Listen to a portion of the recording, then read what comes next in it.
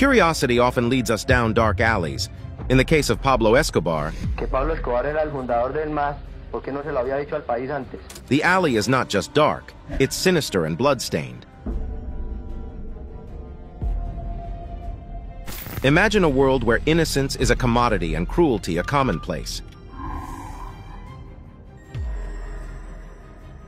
This is the story of 49 lives snuffed out by a man who ruled with fear and fascination. But who was this man, really? Let's peel back the layers of Colombia's most infamous drug lord and unearth the roots of his brutal legacy. Pablo Escobar, the kingpin's background. Pablo Escobar, a name synonymous with drug trafficking, terror, and opulence, was born on December 1, 1949 in Rio Negro, Colombia. Raised in the nearby city of Medellin, Escobar's story is not just one of criminality, but also a reflection of Colombia's societal disparities and the allure of power. From his humble beginnings, Escobar's ambition was evident. Early criminal activities, including petty street scams and car theft, marked his entry into the world of crime. However, it wasn't until he tapped into the burgeoning cocaine trade in the 1970s that Escobar began his ascent to infamy. The cocaine market was booming, especially in the United States, and Escobar, with a mix of ruthlessness and shrewdness, quickly established himself as a major player. His cartel, known as the Medellin Cartel, became the dominant force in the global cocaine trade. By the mid-1980s, it was estimated that the cartel controlled more than 80% of the cocaine shipped to the U.S., earning Escobar the title of the King of Cocaine. Escobar's wealth was staggering. Forbes magazine listed him as one of the world's richest men multiple times. He owned luxurious homes, private jets, and even a private zoo. His Hacienda Naples estate was infamous for its opulence. But Escobar's empire was built on blood. He was notorious for his plata o plomo, silver or lead philosophy, accept his bribes or face bullets. His reign saw the rise of narco-terrorism, a campaign of bombings, assassinations, and indiscriminate violence aimed at maintaining his cartel's supremacy and thwarting extradition efforts by the Colombian government and its American allies. One of Escobar's most audacious acts was the bombing of Avianca Flight 203 in 1989, killing all 107 people on board in an attempt to assassinate a presidential candidate who supported extradition. His war against the state reached its peak with the siege of the Colombian Supreme Court in 1985, resulting in the death of half of its judges. In 1991, facing mounting pressure, Escobar surrendered to Colombian authorities. However, his imprisonment was a farce. He was confined to a luxurious prison he built himself, La Catedral, complete with a casino, spa, and nightclub. His reign from prison continued until his escape in 1992, which led to a nationwide manhunt. Escobar's influence extended beyond the criminal world. He fashioned himself as a Robin Hood figure, building houses and football fields for the poor in Medellin. This garnered him significant local support, further complicating efforts to capture him. His death on December 2, 1993, in a shootout with Colombian National Police, marked the end of an era. However, the legacy of Pablo Escobar extends beyond his death. He left behind a Colombia scarred by violence and corruption, a world where the allure of quick wealth through illegal means had devastating consequences. The allure of innocence. In the labyrinthine narrative of Pablo Escobar's reign, one of the most disturbing facets was his reported obsession with young, virginal girls. This predilection wasn't just a personal perversion, it was a twisted pillar of his empire, reflecting deeper societal issues and the dark underbelly of power abuse. Escobar's attraction to innocence can be traced to a complex interplay of power, control, and a perverted sense of purity. In his world, where everything was obtainable, the innocence of youth became a prized trophy. This obsession was not unique to Escobar, but was emblematic of a broader societal issue in Colombia, where disparities in wealth and power often translated into exploitation of the vulnerable. The young girls, often between 14 and 17, came predominantly from impoverished backgrounds in Medellin's barrios. For them, the enticement wasn't just Escobar's wealth, but the promise of escape from a life of destitution. The allure was twofold: the fantasy of being lifted into a life of luxury and the fear-induced respect for the most powerful man in Colombia. To feed his obsession, Escobar employed a network of young, handsome men, his so-called hunting agents. These agents, adept at manipulation, scoured the city for girls who fit Escobar's criteria: young, beautiful, and above all, virgins. The process was systematic and predatory. They wooed these girls with promises of love, gifts, and a glimpse of the high life, only to lead them into Escobar's clutches. Once in Escobar's orbit, the girls were subjected to a world that was at once luxurious and horrific.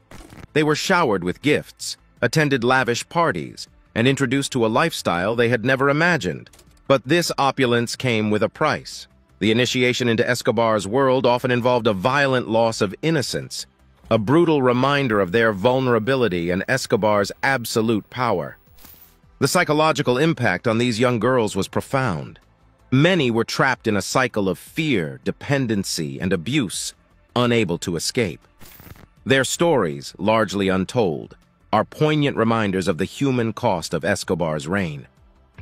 This dark aspect of Escobar's life also reflects the societal norms of Colombia at the time, where the value of young women was often measured by their purity and beauty. In this context, Escobar's actions, though extreme, were an amplification of existing societal prejudices and power dynamics. The irony of Escobar's obsession with innocence was its stark contrast to the life he led. A man who built an empire on bloodshed and fear, yet sought purity and innocence in his personal life, presents a complex psychological portrait. It was as if, through these young girls, Escobar was attempting to cling to a semblance of virtue in a life otherwise devoid of it. The media played a crucial role in both sensationalizing and condemning Escobar's actions. Stories of his encounters with young virgins were laced with a mixture of horror and fascination. This coverage not only brought international attention to his crimes, but also shed light on the plight of the girls, turning them into tragic figures in the narco-trafficking saga. However, despite the media's focus, the true stories of these girls often remained in the shadows, overshadowed by the larger-than-life figure of Escobar. Their voices, muted by fear and societal disregard, tell a tale of innocence lost, not just at the hands of a man, but by a society that often turned a blind eye to their suffering. The recruitment process. In the twisted world of Pablo Escobar, the recruitment of young virgins was an orchestrated process, a dark operation that spoke volumes about his manipulative prowess and the vulnerabilities of Colombian society. This chapter delves into the harrowing steps of how these young girls were systematically targeted, lured, and ensnared into Escobar's web. The first step in this macabre process was identifying potential victims. Escobar's agents, often young, charismatic, and street-smart, scoured the impoverished neighborhoods of Medellin, searching for girls who met their boss's specific criteria: young, innocent, and often struggling with poverty. These neighborhoods, riddled with hardship, provided a fertile hunting ground, where dreams of a better life could easily be exploited. Once a target was identified, these agents would employ their charm and promises of a better life to gain the trust of these young girls. They painted vivid pictures of luxury and escape, promises of wealth and a life far removed from the struggles of their current existence. For many of these girls, the prospect of escaping poverty was a powerful motivator, blinding them to the dangers that lay ahead. The grooming process was a calculated blend of kindness and manipulation. Gifts, attention, and the illusion of romance were used to build a bond between the recruiter and the girl. This phase was critical in ensuring the girl's compliance and in laying the groundwork for her eventual submission to Escobar.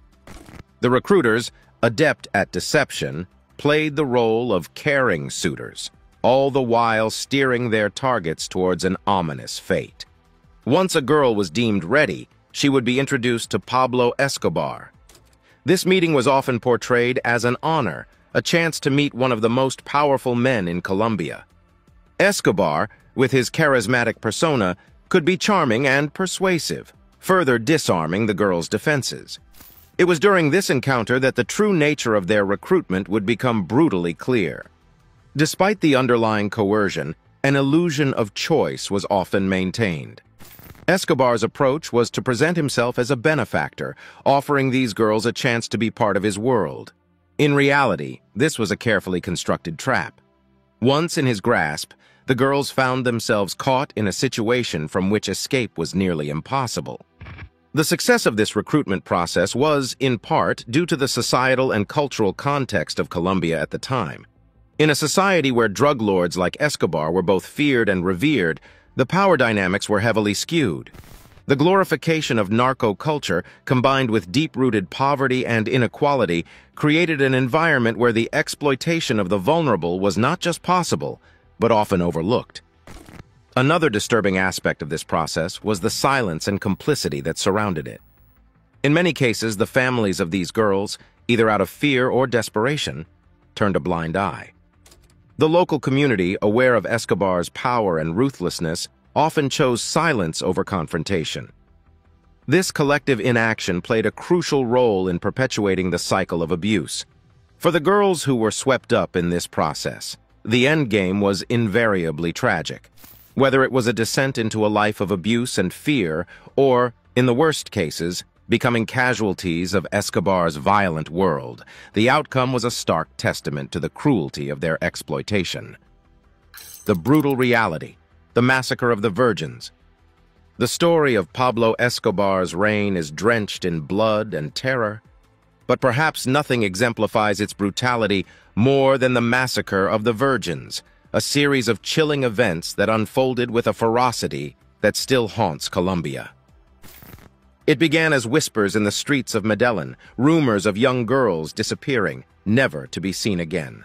The truth was far more horrifying. These girls, lured into Escobar's orbit under false pretenses, found themselves trapped in a nightmare from which there was no escape. The massacre of the virgins wasn't a singular event, but a series of killings spread over time, each one a stark symbol of Escobar's ruthless control. The extent of this tragedy came to light in a most gruesome manner. Bodies of young women, barely in their teens, were found scattered across the northern regions of Colombia. The scenes were horrifying. The victims bore signs of torture, and their deaths were vicious and calculated. Many were left in public places, a grim message of intimidation and power from Escobar. Investigations revealed a chilling pattern in these murders. Many victims were shot multiple times, their bodies marked with crosses formed by bullet wounds, a signature of sorts. This ritualistic element suggested a deeper, more sinister motive behind these killings, beyond just silencing those who might betray Escobar. The victims were the same young, innocent girls who had once been seduced by promises of a better life. Their backgrounds varied, but they shared common threads of vulnerability and exploitation. These were not just nameless faces, they were daughters, sisters, and friends, each with a story cut tragically short. The massacre left deep scars on the communities from which these girls were taken. Families were left to mourn in a state of helplessness and fear, their losses compounded by the stigma and silence that often surrounded the victims of Escobar's violence. The societal impact was profound, instilling a pervasive sense of dread and distrust. While Escobar was the orchestrator, these heinous acts were carried out by his loyal foot soldiers. These men, desensitized to violence and loyal to Escobar's orders, played a direct role in the abduction, torture, and murder of the girls. Their complicity paints a grim picture of the depths of human depravity under the influence of power and fear. The Colombian government and police, already struggling against the overwhelming power of the Medellin cartel, found themselves grappling with a crisis of unprecedented horror. The investigation into these murders was fraught with challenges, from the fear of retaliation to the corruption that permeated the system. Despite these obstacles, some brave souls within the police force persisted, determined to bring justice to the victims. The massacre of the virgins was not an anomaly, but rather a reflection of the broader issues plaguing Colombian society at the time. It highlighted the pervasive influence of narco culture, the stark social inequalities, and the vulnerability of the marginalized. This event forced a national introspection, questioning the societal norms that allowed such atrocities to occur. Decades later, the massacre of the Virgins remains a dark chapter in Colombia's history. It serves as a haunting reminder of the human cost of the drug trade and the catastrophic impact of a single man's ambition. The stories of these young women, lost in the vortex of Escobar's empire, continue to resonate, a somber testament to the brutality of unchecked power and the fragility of innocence. The survivors' tales. In the shadow of Pablo Escobar's ruthless regime, where countless young lives were extinguished, a few survived. Their stories, marked by horror and resilience, offer a rare, humanizing glimpse into the terror of Escobar's world. This chapter is dedicated to their voices, the tales of those who miraculously lived through the nightmare. The survivors, mostly young women who had narrowly escaped death, carried with them not just the physical scars of their ordeal, but deep psychological wounds. Their narratives are not just accounts of survival, but testimonies to the enduring impact of trauma. Each story is unique, yet bound by a common thread of fear, betrayal, and a loss of innocence. For these survivors, life under Escobar was a constant dance with death. Some recount being witnesses to the brutal murders of their friends, forced to remain silent under the threat of a similar fate. Others speak of the daily terror of living in Escobar's clutches, knowing that any day could be their last. The tales of escape, when they occurred, were often as harrowing as the captivity. Some survivors managed to flee during the chaos of police raids, while others were released when they were no longer of use to Escobar. These escapes were not just physical liberations, but also desperate attempts to reclaim a semblance of their former selves. Reintegration into society was a daunting challenge for the survivors. Stigmatized by their association with Escobar and traumatized by their experiences, many found it difficult to resume normal lives. Some struggled with mental health issues, while others faced rejection from their families and communities. In many cases, the survivors chose silence, an attempt to leave behind a past too painful to revisit. This silence was often enforced by the stigma associated with being a part of Escobar's world, a societal mark that was difficult to erase.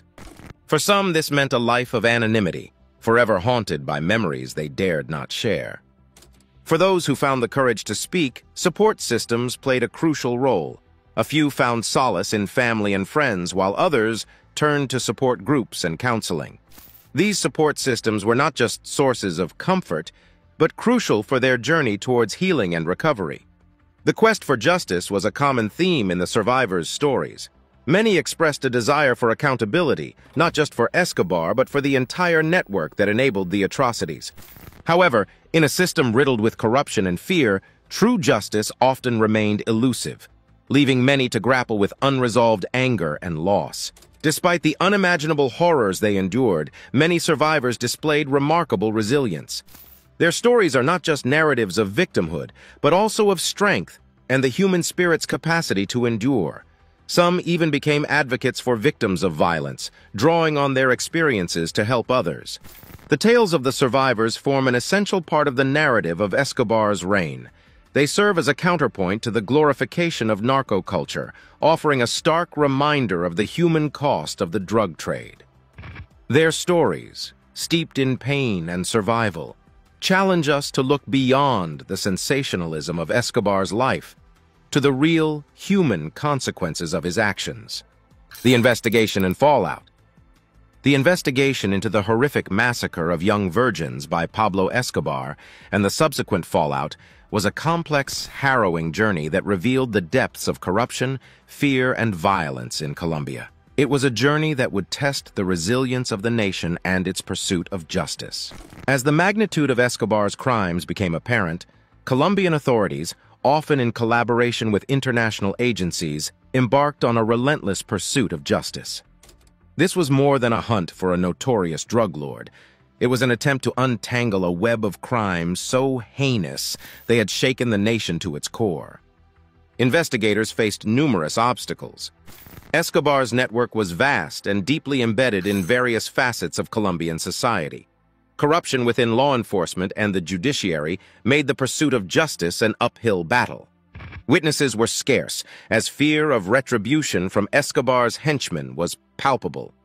Evidence was often tampered with, and in some cases, key leads mysteriously disappeared.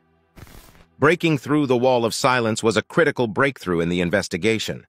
Informants, often risking their lives, provided crucial insights into the workings of Escobar's cartel and his role in the massacres. These testimonies, though fraught with danger, were instrumental in piecing together the puzzle of Escobar's reign of terror. The investigation took on an international dimension as the United States and other countries joined the fray.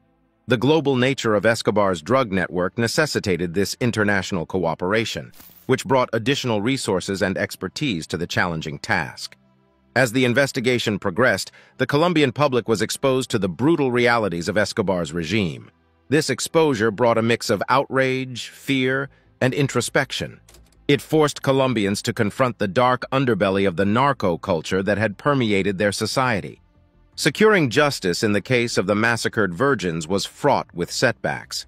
The judicial system, struggling under the weight of corruption and intimidation, found it challenging to hold those responsible accountable.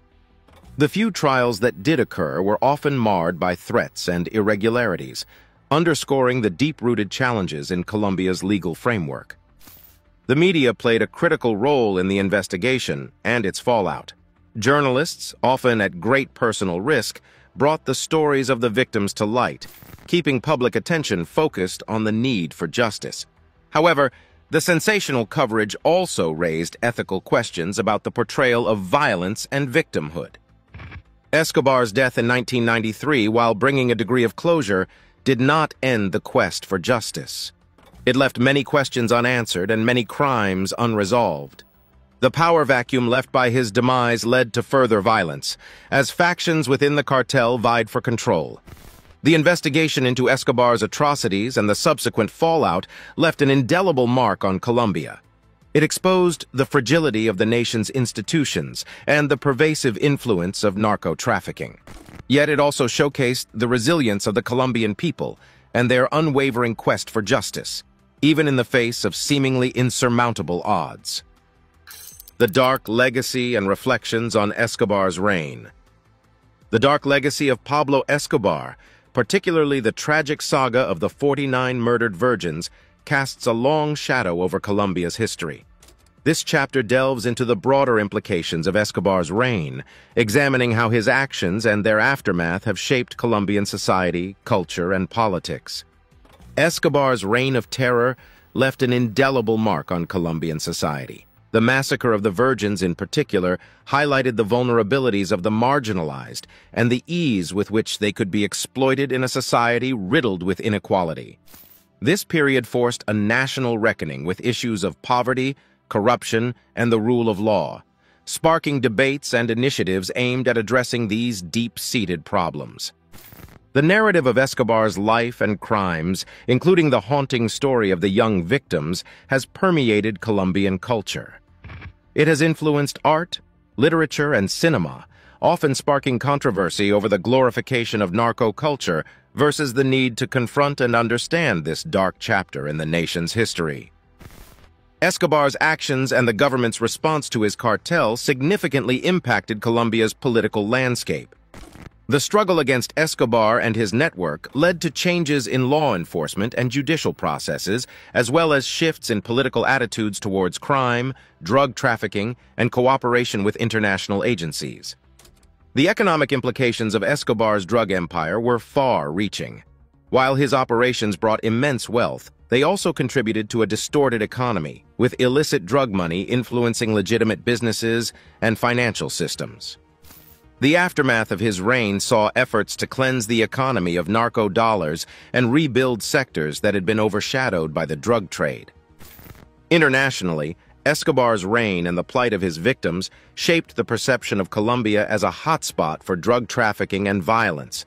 This image has had lasting effects on international relations, trade, and tourism, with Colombia working hard to overcome the stigma and showcase its diverse culture, history, and economic potential. Escobar's era underscored the challenges of combating narco-trafficking. The lessons learned from this period have informed Colombia's ongoing battle against drug cartels, with strategies evolving to address not just the supply chain but also the social and economic factors that fuel the trade. The psychological impact on Colombians has been profound. For many, the era of Escobar is a traumatic memory, a time of fear, loss, and uncertainty.